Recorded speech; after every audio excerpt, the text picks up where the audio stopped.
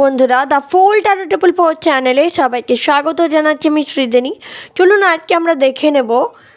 অনেক দিন হয়ে গেল আমরা কোনো রকম কি বলবো সত্যদের রিডিং করিনি। অনেকে রিকোয়েস্ট করছেন বারবার যে সত্যদের রিডিং নিয়ে আসুন ম্যাম। তো ডেফিনেটলি আজকে আমরা সত্যদের উপরে রিডিং করব যে আপনার সত্যরা এই মুহূর্তে আপনাদেরকে নিয়ে কি ভাবনা চিন্তা করছে, তাদের নেক্সট অ্যাকশন কি হতে চলেছে।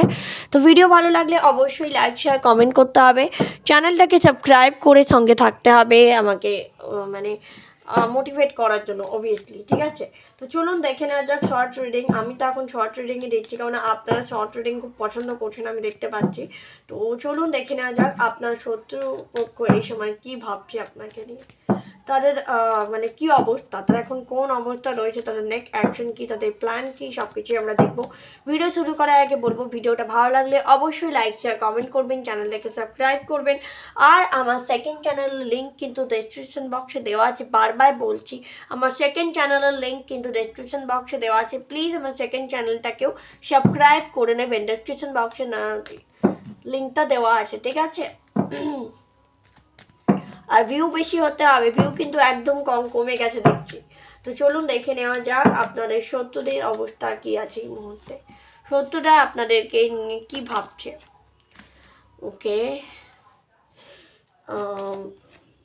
ওকে, শত্রুরা আপনাদের নিয়ে কি ভাবছে। ওকে অ্যাকশন। ওকে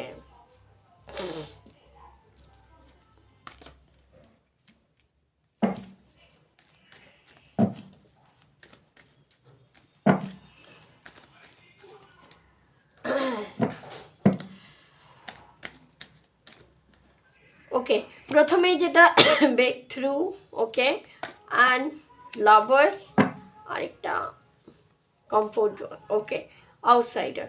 তো এখানে যেটা দেখতে পাচ্ছি বন্ধুরা, আপনাদের শত্রুরা কিন্তু প্রচণ্ডভাবে একটা সিচুয়েশনটাকে কন্ট্রোল করার চেষ্টা করছে আপনি যে এত তারাক্কি করছেন সেটাকে কীভাবে আটকানো যায়, এবং তাদের মানে সত্যিটা যাতে সবার সামনে চলে নেওয়া যায়, অর্থাৎ তারা যে আপনাদের বিরুদ্ধে মানে আজে বাজে কথা বা মিথ্যে কথা রটাচ্ছিল সেটা যে সবার সামনে চলে আসছে। তো সেখান থেকে সেটাকে নিজেকে বাঁচানোর জন্য সিচুয়েশনটাকে কন্ট্রোল করা, অর্থাৎ ড্যামেজ কন্ট্রোল করার চেষ্টা হচ্ছে।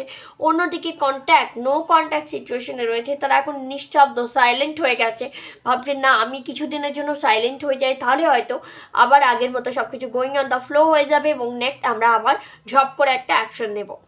এই ঘটনা তারা ভাবছে, কিন্তু ইনটিউশনালি তাদের ইনটিউশন, তাদের মন কিন্তু বলছে যে তুমি কিন্তু সঠিক রাস্তায় যাচ্ছ না, তোমার কর্ম কিন্তু খুবই খারাপ হতে চলেছে। কারণ সকলেই জানি যে স্যাটার্ন আসতে চলেছে, শনির বছর আসতে চলেছে, সুতরাং কর্ম যদি যেমন করেছো তেমন রেজাল্ট পাবে।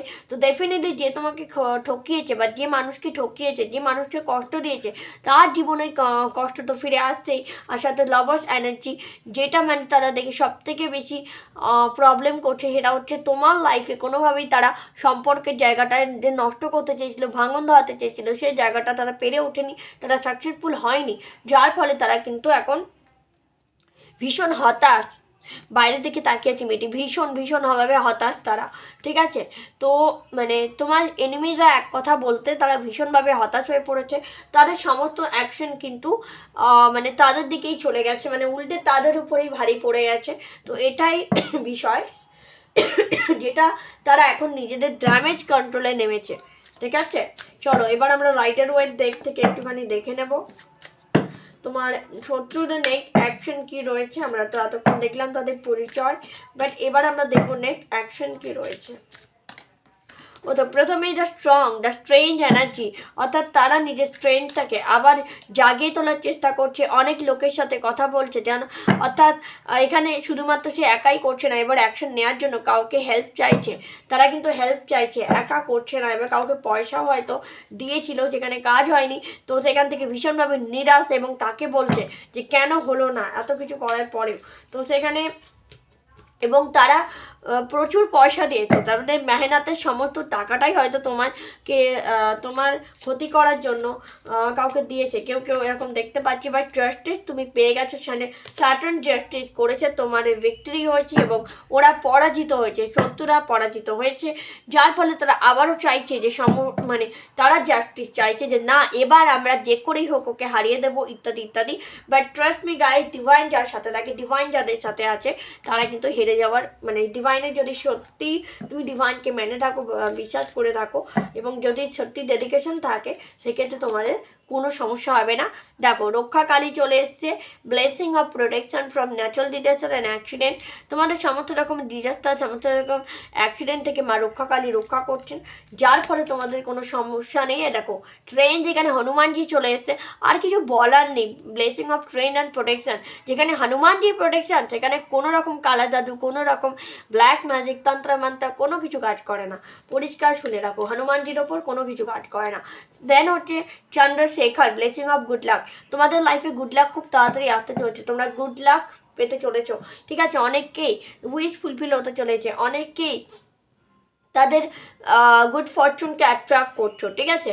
তো এই হচ্ছে রিডিং, শর্ট রিডিং দিলাম তোমার শত্রুদের অ্যাকশন সম্বন্ধে, বেশি বড় করলাম না। অনেকেই চেয়েছিল, রিডিংটা রিকোয়েস্টেড ছিল, তাই ভাবলাম করেই নিই এখন সন্ধ্যাবেলায়, মানে কোনো কাজে বসার আগে।